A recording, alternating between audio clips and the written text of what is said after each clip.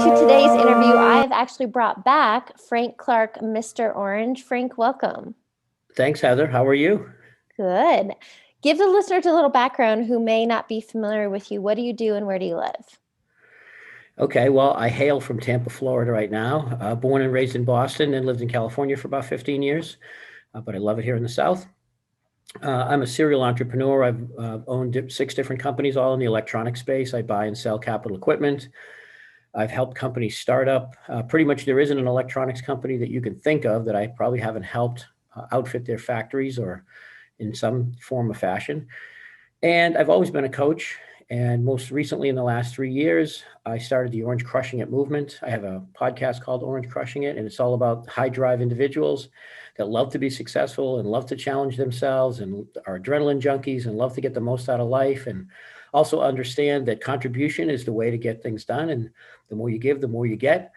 And so I'm really, really passionate about that. And I'm really passionate about helping people get what they want and inspiring them to lead and change their lives and, take on the next chapter of their life, if you will. So And that's what I do. that's why we get along. What do you believe is your internal driver to have achieved and still want to do so much with your life? Well, there's a couple ways to look at that. As I'm kind of competitive, right? To some degree, I like the sport. I like selling because selling to me is getting to yes, right? And it's influencing people. And there's a challenge there, right? To get rapport with them and to get common ground with them and to convince them, not necessarily convince them, but get on a mutual path that what you have to offer is what they want. And so I love that challenge. I love the challenge of meeting somebody new, and that's always I've always been excited about that. When I was in college, I fought for a championship martial arts team, and I love the essence of competing and fighting and winning, and so that drives me. How could I have a better day than yesterday? How can I have what they call like a 212 day? And a 212 day is associated to the temperature 212 degrees, which at 212 degrees water boils and becomes steam. At 211 degrees, it does not. So 1 degree makes steam, which moves a locomotive. One less degree just makes hot water. And so, how can you have that 1 degree of excellence every single day? How can you move the needle 1 degree? You don't have to make, you don't have to make massive changes every single day. A little change every single day. And so I compete with myself. You know, where am I at financially? Where am I at physically? Where am I at mentally? Where am I at spiritually? How can I make it 1% better today? And that's kind of what drives me. What do you do to check in though, or self-reflect to take inventory of here's where I'm at? Do you celebrate the wins along the way? And how do you have that picture to keep going? Well, I think if like you said, if you can't measure it, you can't manage it, right? And even when people say that, well, I want to feel happy. Okay, well, that's great. I want to feel happy too. But what makes me feel happy? Like, what's really the things that make me feel happy? And I'm a planner. I have a vision board of the things I want to accomplish. I have a set of goals and a list of things that I want to accomplish this year, next year, lifetime. And there's some things on there that are pretty out there, and I measure them. Okay, did I go to 6 or 7 concerts a year? I love concerts and sporting events. Great. Did I do 6 or 7 of them? That's measurable, right? Did I take vacations, and where did I go? Did I take my income from X to 2X, or whatever percentage growth that I wanted to do that? That's measurable. If I'm in a relationship, did I take my spouse, my girlfriend, whatever, on X number of trips, and do we have X number of date nights, and do we, measurable performance? Did I take my kids on vacation? Did I go see them? Did I go see my grandson? How much time am I spending with my friends? How did I grow my enterprises? Did I start something new? Um, did I compete in anything athletically this year? As you get older, you become a little bit more brittle, or a little, I wouldn't say brittle, but you become not as flexible, not as quick. So you got to challenge your body. And what are you doing to do that, right? Get on a scale and look at it. Hey, maybe I could drop a couple points percentage in the body fat area, right? But it's got to be measurable. How often are you taking inventory? Is this something you do weekly, monthly, annually, Daily. You daily? do it. You do it daily, and it's not necessarily on every single thing, right? You're not writing a scorecard every single day. You're not getting a scale every single day, No. right? They'll drive you crazy. Okay. But there are some things that require certain, we'll call them key performance indicators or levers, right? And when you push the levers, something happens. Okay. If you, for example, you have, everybody has certain morning routines. Okay. My morning routine during the week is I'm up at 4:30 in the morning. So I can take the first half hour of my morning, have a bottle of water with some, a little bit of protein in it, and get a little, a little blood going in my body, move a little bit. I'll check my phone for a little of the social media stuff. I'll do some good breathing. I get my gym stuff together and I go to the gym. And I'm in the gym by 5:30. I meet my trainer or I have a workout by myself, and I get a 1 hour solid body workout for that 5:30 to 6:30. Then 6:30 to 7:30, I'm writing my plan, and I'm planning my day. This is all before everybody else is even out of bed. I'm writing a few emails. I am setting the 10 things I want to get done today. Right? I'm taking time to be grateful. What am I grateful for, and what do I want to do? Boom. And by the time everybody else is just rolling out of bed, man, I'm ready to crush it. So, I get a good jump on the day. I do that every day. Something you touched on that I love and I'd like for you to share is the whole idea of an attitude of gratitude and to stay grateful. And what do you say to somebody? What's your liner on gratitude? My liner on gratitude, and I didn't write this, I read it somewhere. And the liner is, what if tomorrow you woke up with only the things you're grateful for today? So think about that. When I tell people that, or I suggest to people that they have a gratitude journal and write down every single day 10 things that they're grateful for. And usually it's 10 things. Oh, I can think of five. Oh no. Well, what if tomorrow you don't get to have the things if you weren't grateful for them today? So, oh, you didn't mention your eyes. Oh, that's a bummer because you don't get to see tomorrow. You didn't mention that you can hold a pen in your fingers. You have all your fingers. You have a pen. You're in a house. You're in your bedroom. You have clothes in the closet. You have money in your pocket. You have blood running through your veins. You have clean air that you're breathing into your healthy lungs. You have feet you can stand on. You have arms. You have a car. You have food in your refrigerator. You have children. You have friends. You have a job. You have a car. You live in a great street. You have a great neighborhood. You have great friends. I mean, I can go on and on and on. I have hair in my head. I'm not bald. Right? I have my teeth. I can chew food. Right? Yeah. You can go down the list. You will never run out of things to be grateful for. And so when you are grateful and you take a little bit of time to recognize that, it's really hard to be in a difficult state of mind when you're practicing gratitude. Because something can always be better than it is. Something's always better than the situation that you're in right now. There's always something to be grateful for. Something I've So, been catching when I used to work in corporate, I had that on my whiteboard in the office, which was have an attitude of gratitude. And that was something I could see every day. So, if you're having a bad moment, like go back to what am I grateful for? Or something to help get out of a vicious negative feedback loop is, if you feel like there's not enough money, you have scarcity. If you stop for a moment and look around and I'm grateful for this chair and I'm grateful for all these shoes and all, if there's so much to be grateful for, and then you shift your perspective and focus so you're no longer in that negative feedback loop. I found that to be very beneficial. yeah, it is very beneficial. And your language around that is very beneficial. Look, I don't think that, I'm not a person that lives in a panacea that goes, oh, nothing's wrong, right? Oh, nothing's wrong at all. That's not true. That's bullshit. Okay, there are things that are wrong. There are people that hurt you. There's negativity out there, right? There's presidential elections that might not go your way. There's things, there's things that frustrate you. There's road rage sometimes, okay? But I think the language that we choose to use around all that stuff makes it either something that lasts a long, long time, or it's something that, okay, I recognize it for what it is, and now it's done. When people make global statements, or I catch myself making a global statement like all this equals that, oh my God, right? You know, I catch myself and I go, unless they're not, unless I'm wrong, or up until now. Okay, up until now, I'm so winded and I can't seem to get this running down. Oh, and I complain, bitch and moan, right? And I could say, okay, that's acknowledging what it is, but then saying, up until now, I wasn't a great runner.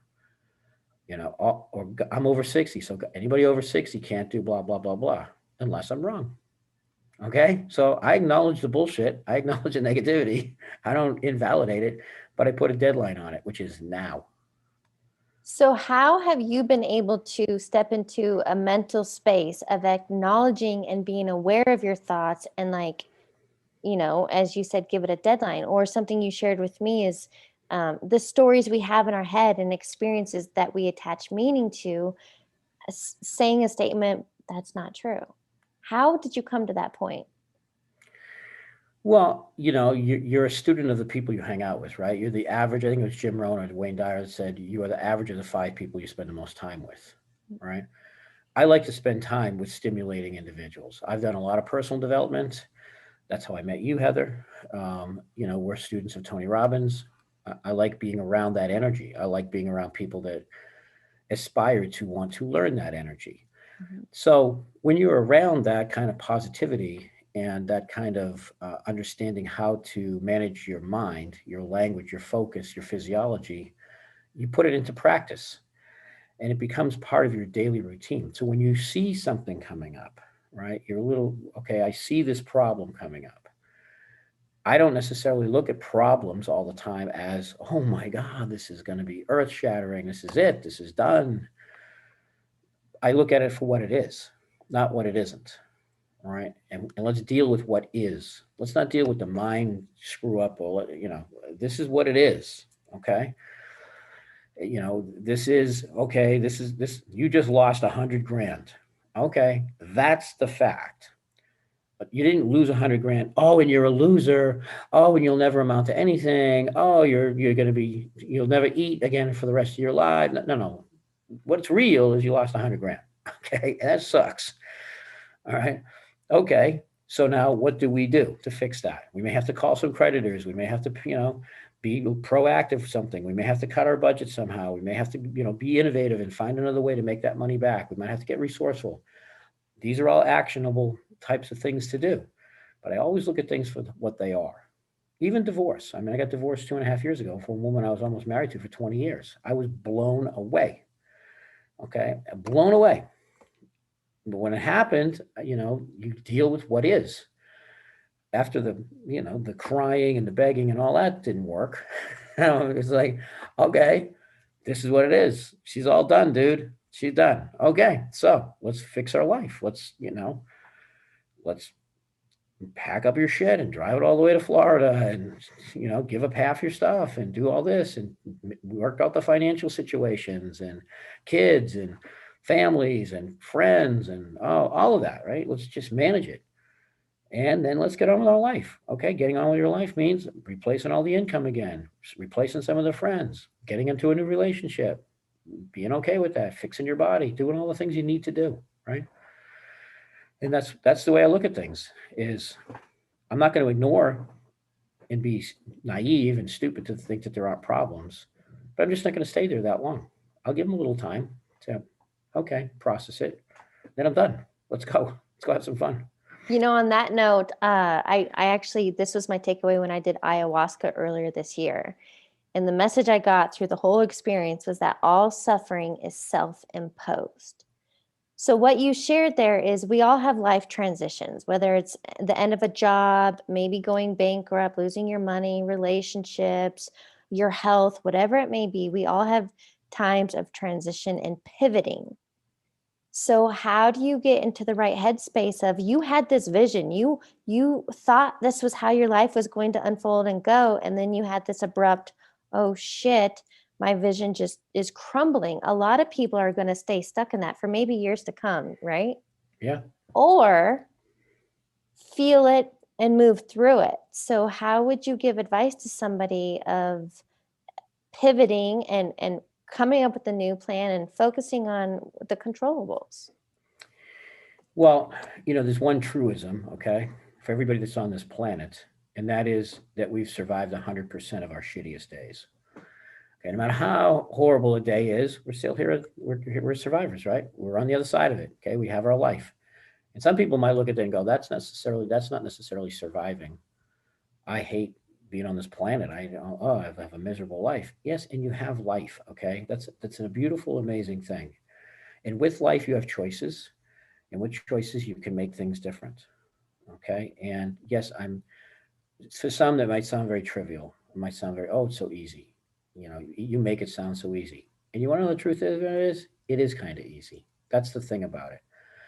Because you can choose to be happy. Okay, if you're not happy, you can choose to smile. Yeah. Okay, tell me how miserable you are with a big shit-eating grin smile on your face. Not easy to do. Tell me how miserable you are when you're going on a rant about all the things that you're grateful for. It's hard to do. It's really, really hard to do. And when that happens, your blood pressure drops and you get dopamine running through your body rather than cortisol.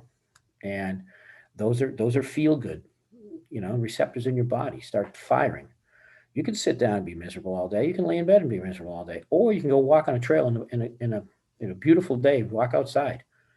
Hard to be miserable when you're walking outside in a beautiful day, looking at sunshine. Hard to be miserable when you're on a boat out in the water having a good time. Okay, and those are all choices. You could do that. Okay, so yeah, I look at pivoting as when you're in a tough situation, acknowledge it for what it is. Understand that you've survived 100% of my shittiest days, and it's let's get the ball moving. And another part of getting the ball moving is, and I know everybody's heard this phrase, the comfort zone. This is your comfort zone. Test your comfort zone. But I'm gonna really, really tell you that life really does exist. The zest of life happens when you're testing your comfort zone, whatever that is. And testimony to that is when you look at the things that have been probably the most stressful in your life, they actually turned around in many cases to be the most grateful things in your life. Oh, I've got to move from here to Denver, Colorado. Oh, I don't know anybody in Denver, Colorado. I'm going to move all the way from Boston to there. Oh my God, panic, panic, panic. Oh, my life will be miserable. I won't have any friends. We go right into the abyss of hell, right? Of all these things we fantasize in our head. Then we get there and go, man, that was awesome. That was great. Or we get married, or we buy a house, or we get divorced, or we have kids, or we start a new job, or we take a new class and we learn something different, right? Or we compete.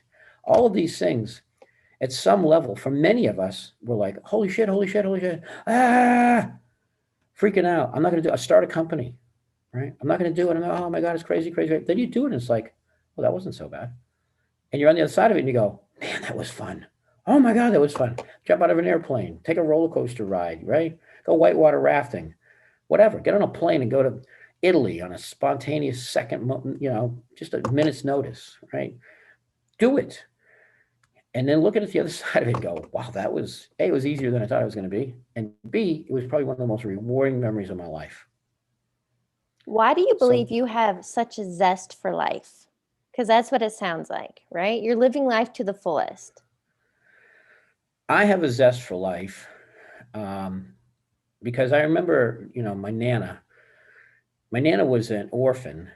And they used to, back in the days in the early 1900s, they used to take the orphans and they used to bring them to the church, and people just picked them up.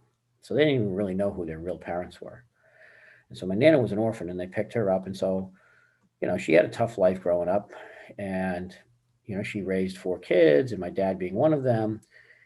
And my Nana always had a statement, and that was, if you have health, you have wealth. And so, and she always wanted to do stuff. And I remember when she was 99 years old in a nursing home, and she would just look up at us and she'd just say, Frankie, just have your health, have your health. I always do, just have your health. You have health, you have wealth. And I remember hearing her say that. And I think it was probably my other grandmother, that said, we're here for a good time, not a long time. And she's right, whatever 100 years, or in my case, I'll be 150. I've already marked that date and I own it. But for the most part, most of us don't live to see 100 years, right? Mm. Most of us on this planet have less days ahead of us than they had behind us. And they're just kind of going through the motions. And I don't want to live like that. I don't want to live like that. You know, when you start to experience testing your comfort zone and you see the great fun that's on the other side of it, you want more of it. Life can become just an adrenaline junkie ride of it itself if you take chances and if you want to challenge yourself. Otherwise, it's just, it's kind of same old, same old. And I don't From want to go through your life same old. from your experience or observation, what do you believe is holding most people back? I think the thing that holds almost everybody back, and we all go through it, is fear. Fear of failure, right? Fear of success, just fear of rejection. Um, One of the things that we took away from the Tony Robbins events was people do things for only two reasons. That's it, only two reasons. And that's to avoid pain or to gain pleasure. And people will do more to avoid pain than they will to gain pleasure. Mhm. Because sometimes they're looking at things, and to them, there are two pains. Oh my God, go to the gym and eat well. Ugh, pain and pain. Get up and drive in the cold, go to the gym. I'll go to the gym and people are going to look at me because I'm overweight. I don't have the right clothes. Pain, pain, pain. But they just stack all this pain, right? And so it's picking the worst of the two pains. That's kind of how things tend to look for some people, right? And that may be the case. And you pick the lesser of the two pains, but you still do it. And or you look for what's the pleasure in it. What could be the possible great side of this, and go after it. You know, go after it. Figure out what the joy could be in any situation, and let's just go get more of it. You So know, there's one topic we love to talk about the most, and you trigger this for me. So talk about this pain and pleasure. I think everybody has experienced being in relationships. Nobody yep, wants to be rejected. The end breakups suck. Divorce, I'm sure, sucks. And so that holds a lot of people back. And this talk about the meaning we attach to stories is I'm not going to do that again. I'm not going to get in another relationship. I'll never marry again or whatever. So how could you talk somebody into realizing that they're the only one holding themselves back from the pleasure that they seek by holding on to the pain they've experienced? yeah. What they're holding on to is a meaning. Relationship has a meaning. Meaning to be in a relationship equals pain, or it means rejection, or it means eventually they're going to leave me, or I have to be on my guard 120% all the time. I have to look fantastic. I have to be dressed to the hill all the time, all the time. And no, that's not what it is, right? Um, I think some people overanalyze, way overanalyze what relationships are all about. There was a Christian preacher, Joel Osteen. I don't know if you know him or heard of him, but I heard a lecture he did one time. And the lecture he gave was about relationships. And he said, in the lecture, he said, everybody's out there looking for their soulmate, right? 100%. Oh, I got to find my soulmate. That's great. So you go out and you find what you think is your soulmate. And what that person actually is 80% of what you want. And you know what you are? You're only 80% also. Okay? So you find this person, you're 80% and they're 80%, and you're going along and your relationship is great until you start looking for the 20% that they're not. So you look over the fence and you go, oh, what's she doing over there? She's pretty hot. Oh, you know what? She exercises all the time. My spouse doesn't do that. Oh, you know what? She listens to country music. I love country music. My wife hates country music. Ugh. What else does she do? Oh, she's funny. She cooks. Like she cooks the greatest desserts. Oh, my wife won't even cook a dessert. She's such a health nut. She won't have anything to do with sugar. Ugh. You know what? I think I want to go over there and take advantage of that 20%. I want to go meet that 20%. So you jump over the fence and you leave your relationship, and guess what this person is? 80%. Okay. And when you start going, oh shit, they're not really good with my kids. Oh my God, they have a brother that's in jail. Oh my God, they're late for every single thing we do. Oh my God, they don't know how to manage money at all. I want to go back to my ex because she knew all that stuff, right? We focus on the things we don't have rather than enjoying and gratitude of the things we do have. Okay. And yes, there are certain, you want to have some chemistry with the person you want to be in a relationship with. You also want to have some fun. You want to be attracted to them. Okay.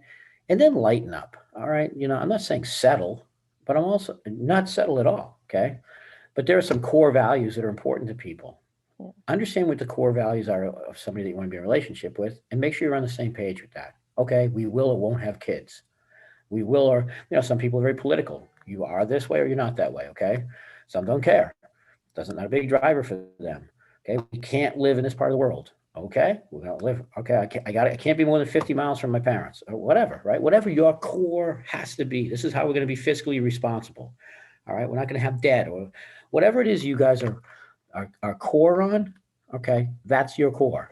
The fact that I love the Red Sox and you hate the Red Sox, that's irrelevant. Okay, I will educate you and make you a Sox fan. I know that. I'll change you. I will make you a Patriots fan.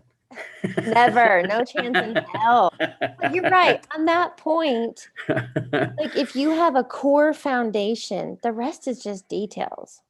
But I Yeah, think most people get so hung up in the details, and that's why, they're not where they want to be. I think a lot of people get caught up in the fear of it, so then they validate by using disempowering statements like "I will never have a relationship because," and they find all of the things that they find are in fault of them, or "I will never be in a relationship with women because women are blah blah blah," whatever disempowering statement they want to make about that, right? Yeah. Or "I will never be in a relationship because I'm a certain age, I've hit a midlife crisis moment, or I can't do this, or and it's just all bullshit. It really is when you boil it down. It's all bullshit. People can all have loving relationships. People can all have great health. It's just a choice. Do you think it comes down to okay, so I guess the question I would ask you, if you had one piece of advice, whether we're talking relationships, money, career, business, whatever, what is the one thing you would tell somebody to get out of their own way? Um, I think the way to get out of your own way is to take some action. Okay, always take and move a little bit, because a body in motion is alive. A thought that's in motion is alive. Action is alive. When it stops being action, it starts dying. Your life starts dying. Your physical body starts dying when you don't move it. Okay, it atrophies. It gets inflamed. So take action. And if you make a mistake, go, okay, made a mistake. I'm going to still take action. You want a relationship? Okay, go date 55 people if you have to, okay? But don't not date, because the one and only date you took didn't work. Yeah. You try to start a company and you really have a passion to be an entrepreneur, and the first business you started failed. Okay, does that mean you're a failure? No, it means that business failed. Okay, go start another one. Go learn. Bring all that knowledge you learned to another company. Get a partner. Do whatever you need to do, right? Um, if you want to compete in something athletically, go do it. You're not going to do it overnight, and it's going to be some arduous pain and stuff to have to go through, right, to get there. But that's what makes it great. Enjoy the journey, enjoy the whole thing, but don't sit there. I mean, shit, and I know tons of people that have an incredible amount of shelf help. They buy all the books, they buy all the tapes, they go to all the seminars, and they don't do anything. They don't do anything. They just read it all. They're smartest people on the planet. Okay. Yeah. So they know it, but they're not doing it, and they won't become that next version because all they do is sit in the knowing. They sit in the knowing, and then they become an expert, right? I used to have an uncle that, Yeah. I called him CNN smart, because this guy would sit and watch television all day long, the news channels. So you want to get in an argument with this guy? He was smart. He was very TV smart, book smart, street smart. I didn't think so.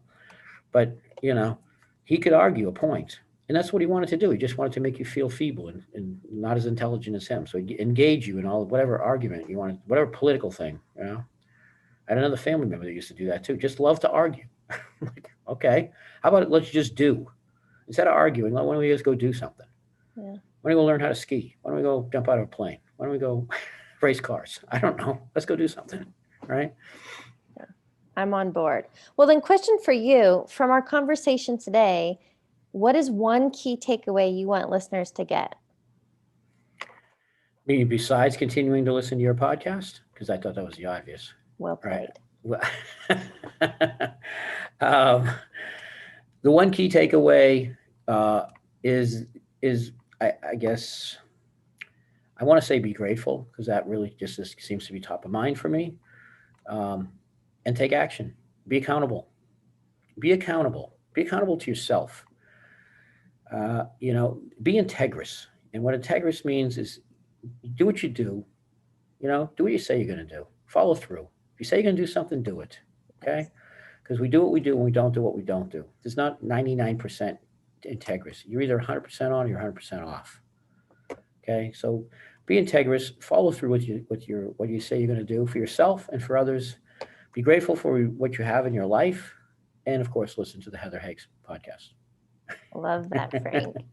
Okay, I have a couple of questions to ask you to wrap up the interview. The first one being, what is a quote or motto that you live by? I would rather die of thirst than drink from the cup of mediocrity. Boom. That used to be my Facebook quote. I still like that, right? I'd rather die of thirst than drink from the cup of mediocrity. Let's always drink from the chalice of excellence. That's powerful. What is a book you're currently reading or highly recommend? A book I would highly recommend. I would highly recommend The World's Greatest Salesman by Og Mandino. It's an old book. It's been around for a long time. But in it talks about the 10 scrolls, which are just lessons to live by. And they're amazing. A lot of people subscribe to reading the scrolls on a daily basis. And they're just great 10 life principles to live by. So it's a great book. Final question for you. What advice would you give your younger self? My younger self would be take more chances. Don't be as afraid. Just understand that. Just take a chance. You see that pretty girl, go up and talk to her. You see that baseball team you want to be on, go try out. You want to be the president of the class, sign up for it.